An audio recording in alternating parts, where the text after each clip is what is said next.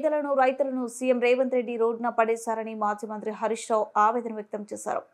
కాంగ్రెస్ పాలనలో 41% crime rate పెరిగిందని గుర్తు చేశారు. ఇది రేవంత్ రెడ్డి సాధించిన ప్రగతి అని హరీష్ రావు విమర్శించారు. మాజీ సీఎం కేసీఆర్ నిర్మించి తలపెట్టిన 24 అంతస్తుల ఎంజీఎం ఆసుపత్రిని కాంగ్రెస్ ప్రభుత్వం పూర్తి నిర్లక్ష్యం చేసిందని మాజీ మంత్రి హరీష్ రావు ఆరోపించారు. 2023 అక్టోబర్ నెలలో ఎలా ఉందో ఇప్పుడు కూడా అదే పరిస్థితి. ఏమాత్రం పురోగతి లేదన్నారు. ఏడాది వ్యవధిలో 16% పనులు పూర్తి చేసి తీరిక లేదని చెప్పారు. ఇవాళ వరంగల్లో హరీష్ రావు పర్యటించారు. పలు కార్యక్రమాల్లో పాల్గొని మాట్లాడారు. కేసీఆర్ ఉనికి లేకుండా చేస్తానంటున్న రేవంత్ రెడ్డి ఆసుపత్రి నిర్మాణాన్ని ఆపారని మండిపడ్డారు. కూడా పని చేయకుండా ఈ వరంగల్ జిల్లా అభివృద్ధిని వెనక్కి నెడతా ఉన్నారు. వరంగల్ ప్రజలకు సేవలు అందకుండా చేస్తూ ఉన్నారు. నేనైతే రోజు మీరు మా పత్రికలు, మా జర్నలిస్టులు, మా టీవీలు రాస్తున్న వార్తలు చూస్తున్నా. ఎంజీఎంలో ఫైర్ యాక్సిడెంట్లు కావచ్చు, ఎంజీఎంలో కరెంటు పోవడం కావచ్చు, జనరేటర్లు పనిచేయకపోవడం కావచ్చు, ఎక్స్రే మిషన్లు పనిచేయకపోవడం కావచ్చు, కుక్కలు కొరకడం కావచ్చు.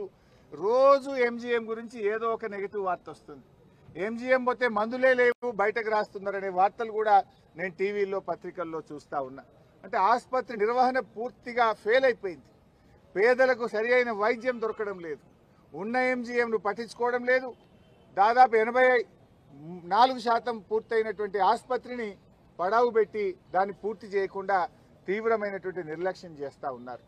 ఆ రోజు ఈ 24 ఫ్లోర్స్తోని ఇంత గొప్ప టవరు వరంగల్ నగరానికే ఒక ఐకానిక్గా ముఖ్యమంత్రి గారు కేసీఆర్ గారు రూపకల్పన చేశారు. G+23 ఫ్లోర్స్ ఆ రోజు మేము అనుకున్నది ఏంటంటే అప్ టు 60 మీటర్స్ అంటే 14 ఫ్లోర్లు, 14 ఫ్లోర్ వరకు హాస్పిటల్ ఉంటుంది. 14 నుంచి 24 వరకు మిగతా 10 ఫ్లోర్లలో పీజీ స్టూడెంట్స్ అకామిడేషను, డాక్టర్ల అకామిడేషను, స్టాఫ్ నర్సుల అకామిడేషను, బ్లడ్ బ్యాంకు, ల్యాబ్స్, ప్రొఫెసర్లకు, సూపరింటెండెంట్లకు వాళ్ళ ఆఫీసు, ఇవన్నీ కూడా మిగతా 10 ఫ్లోర్లలో ఏర్పాటు చేశారు.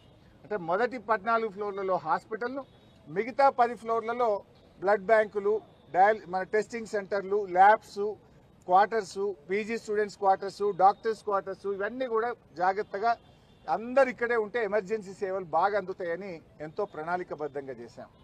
అయితే ఈ ప్రభుత్వం వచ్చినాక ఏదో ఒకటి, ఎందుకంటే వాళ్ళు బురద జల్లడమే లక్ష్యం తప్ప ఒక మంచి పనిని ముందుకు తీసుకుపోయే సోయి ఈ కాంగ్రెస్ ప్రభుత్వానికి లేకపోయింది. వాళ్ళు ఏమంటారు, 24 అంతస్తుల హాస్పిటల్ ఉంటుందా అని కొత్త కథ పెట్టారు. వాస్తవానికి మనం ప్లాన్ చేసింది G+13 వరకే హాస్పిటల్, పైనంతా కూడా ల్యాబ్స్, లైబ్రరీలు, స్టూడెంట్స్ హాస్టల్స్ అన్నీ కూడా అందులో ఏర్పాటు చేశాం. మరి జైపూర్లో మొన్నటిదాకా కాంగ్రెస్ గవర్నమెంటే ఉండే, అశోక్ గెహ్లాట్ అని కాంగ్రెస్ ముఖ్యమంత్రి ఉండే. జైపూర్లో 110 మీటర్ల ఎత్తున 24 అంతస్తులతో జైపూర్లో ఇదే కాంగ్రెస్ గవర్నమెంట్ అక్కడ హాస్పిటల్ కడతా ఉంది. ఇప్పుడు అక్కడ కూడా గవర్నమెంట్ మారింది, కానీ అక్కడ వచ్చిన BJP government as it is ఆసుపత్రిని పూర్తి